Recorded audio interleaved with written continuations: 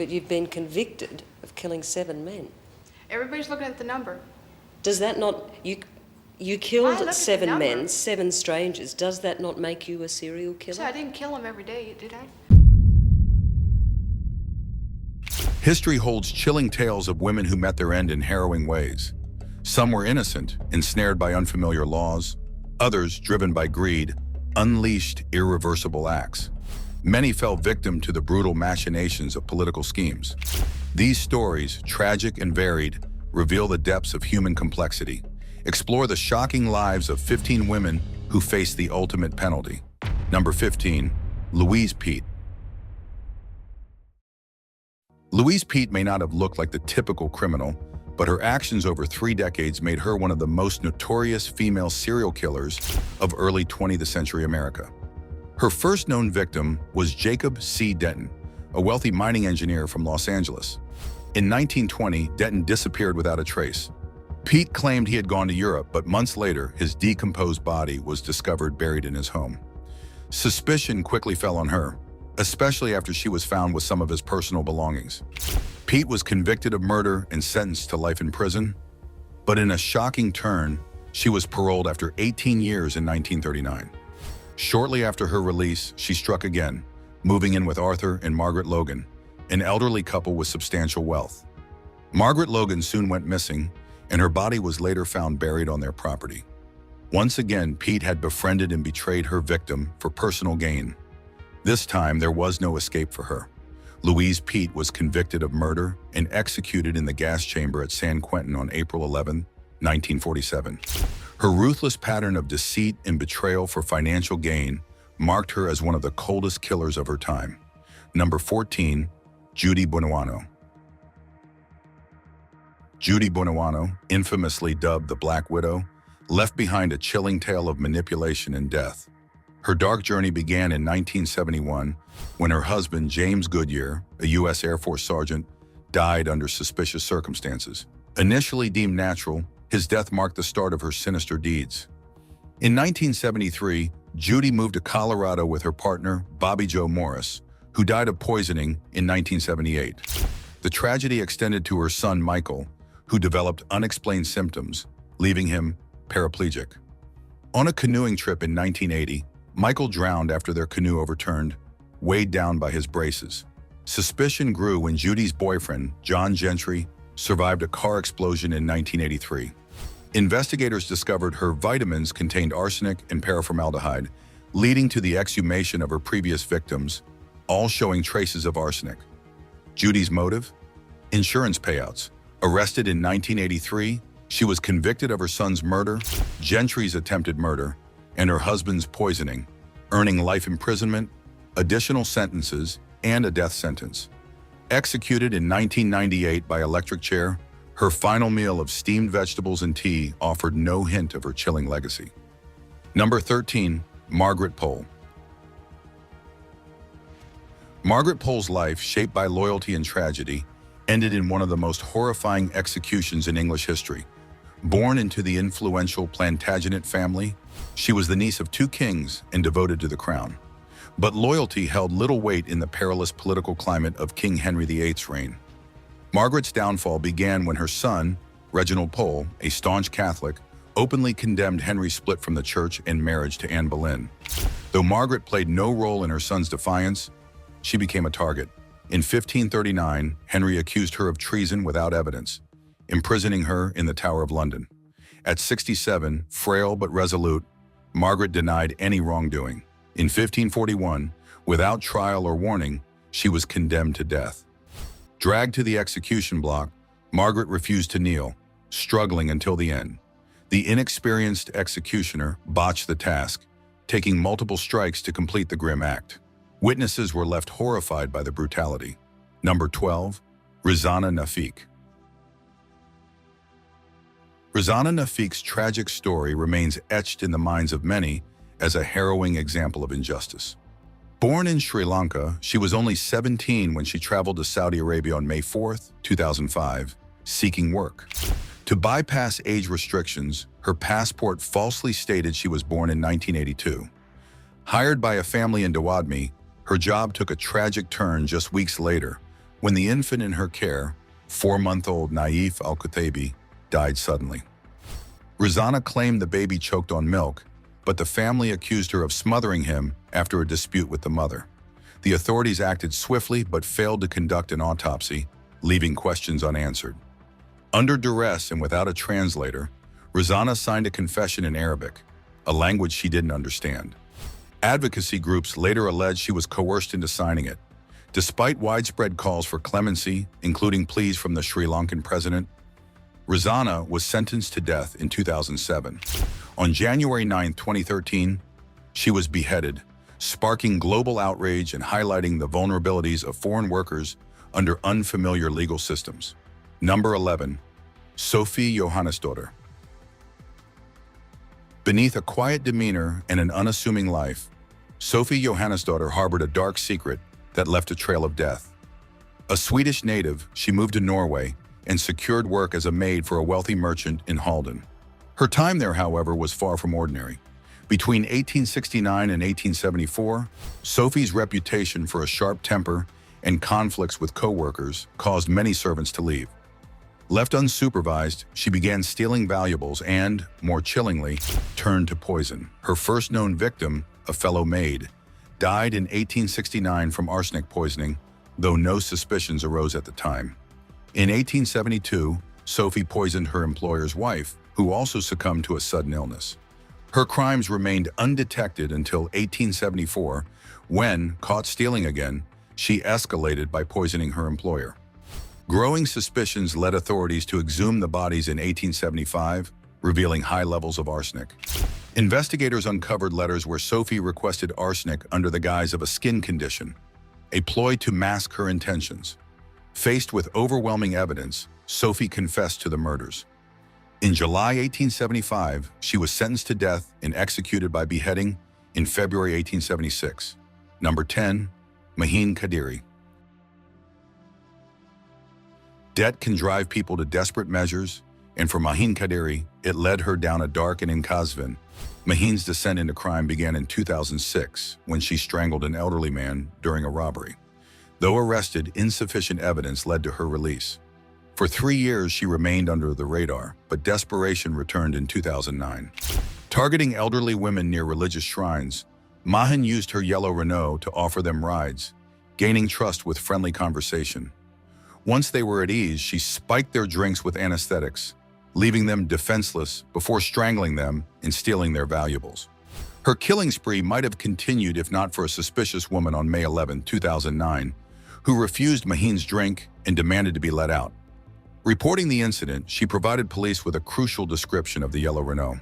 Authorities launched an extensive search, eventually linking Mahin to 6 murders. Arrested on May 15th, she confessed, citing financial struggles and her daughter's medical needs. Convicted, Mahin was executed by hanging in Kasvin on December 20th, 2010. Number 9. Eileen Wuornos. Eileen Wuornos' life was a grim journey of pain and tragedy, culminating in her infamy as one of history's most notorious female serial killers. Between 1989 and 1990, while working as a sex worker, she murdered 7 men, beginning with Richard Mallory, a known patron of sex workers. Wuornos claimed self-defense, alleging that her victims assaulted or threatened her, but the courts rejected her account. Her troubled upbringing, marked by abuse and hardship, shaped her path. Convicted of multiple murders, Wuornos was sentenced to death and spent over a decade on Florida's death row before her execution by lethal injection on October 9, 2002. Her story gained worldwide attention, inspiring books, documentaries, and the 2003 film Monster, in which Charlize Theron's portrayal earned critical acclaim. Number 8. Ethel Rosenberg. Ethel Rosenberg's fate was sealed by accusations that rocked the Cold War era. But was she truly a traitor or simply a victim of a paranoid system? In the 1950s, as tensions between the US and the Soviet Union escalated, Ethel and her husband Julius were caught in one of the most controversial trials in American history. They were accused of passing atomic secrets to the Soviets. While Julius was already involved in questionable political circles, the government sought to make an example of both him and Ethel. The evidence against Ethel was weak, mainly coming from her brother, David Greenglass, who implicated her to save himself. Despite the lack of solid proof, Ethel was painted as a key player in a plot to betray America. The trial, fueled by fear and paranoia, ended with both Ethel and Julius being sentenced to death. On June 19, 1953, Ethel was executed in the electric chair, a tragic moment that left many questioning her guilt. Number 7. Martha Beck. Martha Beck and Raymond Fernandez were a deadly duo who used Lonely Hearts ads to lure victims into a twisted world of manipulation, jealousy, and murder. While others sought love, they created a deceptive partnership. Martha would pose as Raymond's sister, making their targets feel safe, even claiming to live alone with Raymond as her brother. Together, they attracted mostly women who believed Raymond was interested in settling down. However, Martha's intense jealousy drove the pair's actions. Whenever Raymond showed affection toward a woman, she would erupt in rage. To keep him faithful, she ensured he never developed any romantic connections with the women he was courting. If their plans were at risk of being exposed, they would rob the women and at times murder them to cover their tracks. Their reign of terror left a trail of heartbreak and fear until they were finally apprehended. The trial that followed was a public spectacle, with the brutal details shocking the nation. In the end, Martha and Raymond were sentenced to death by electric chair, and in 1951, their dark story concluded at Sing Sing prison. Number 6. Velma Barfield. Velma Barfield appeared to be an ordinary woman, but her story is one of the darkest in American crime history. Quiet and unassuming, Velma harbored a deadly secret. In the late 1970s, she began a series of poisonings that would claim 6 lives. Her first victim was her own mother. Using arsenic, Velma poisoned her without raising suspicion, and at first her mother's death was believed to be from natural causes. However, as more people around Velma died, her fiancé, a neighbor, and even some acquaintances, the pattern became too clear to ignore. Each victim fell ill after spending time with her, and all eventually died. Velma's method was deceptively simple. She would slip arsenic into food or drinks, causing a slow illness that gave her time to cover her tracks. Her stealthy approach allowed her to evade suspicion for a while. However, the repeated deaths could no longer be overlooked. Velma was eventually caught and sentenced to death. On November 2, 1984, she became the first woman in the U.S. to be executed by lethal injection, marking a significant moment in criminal history. Number 5. Mary Ann Cotton. Mary Ann Cotton's story is one of chilling deception, where a mother turned arsenic into her weapon of choice, using it to claim the lives of those closest to her for financial gain. Widely regarded as one of Britain's most notorious murderers, Cotton is believed to have poisoned 11 of her 13 children and 3 of her 4 husbands, all with the same deadly method: arsenic. During her time, arsenic was a commonly available household substance, which made it easier for her to mix into food or drink without raising suspicion. The poison caused slow, agonizing symptoms that led to death, allowing her to maintain the appearance of tragic misfortune. The true motive behind these deaths was financial gain, with each passing tragedy resulting in an insurance payout or inheritance. Her killing spree continued with little interruption until her connection to the death of her stepson was uncovered.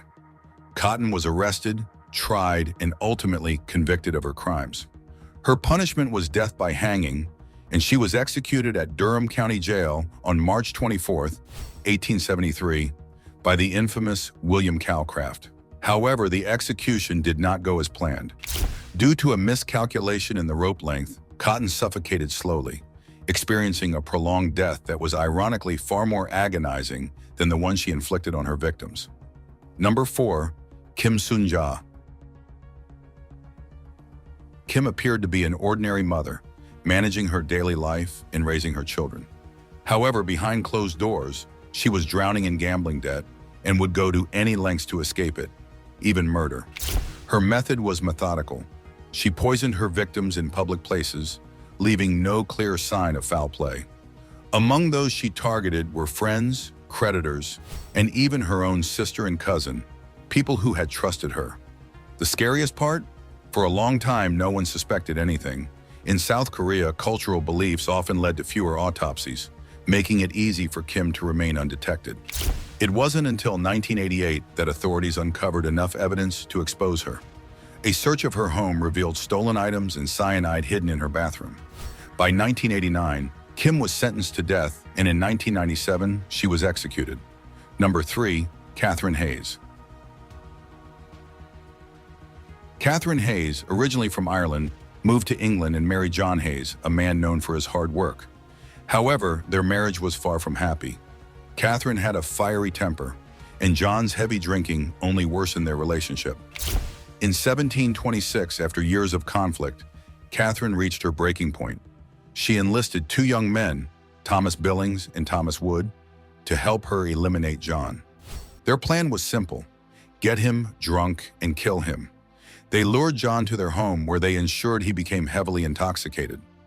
Once he was unconscious, the trio brutally attacked him, eventually killing him. In an attempt to cover up the crime, they beheaded him and disposed of the head in the River Thames. However, it was quickly discovered, leading to their arrest. The trial was a spectacle, shocking Londoners.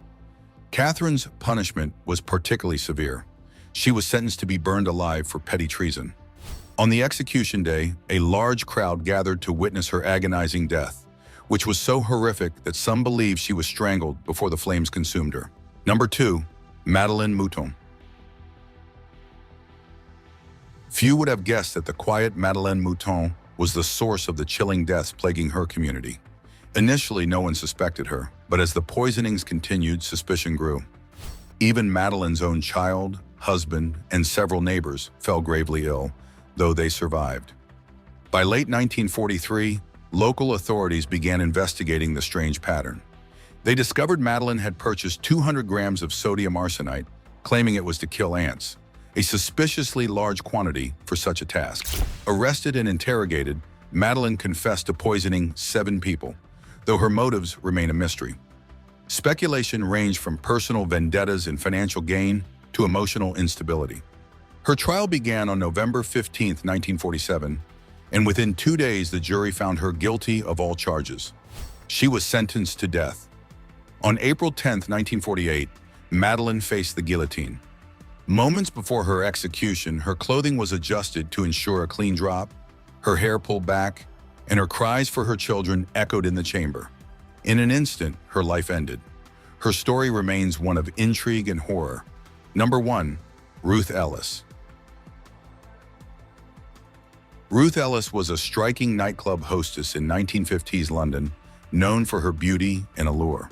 She crossed paths with David Blakely, a charming but flawed race car driver, and their fiery relationship became a volatile mix of passion, jealousy, and violence.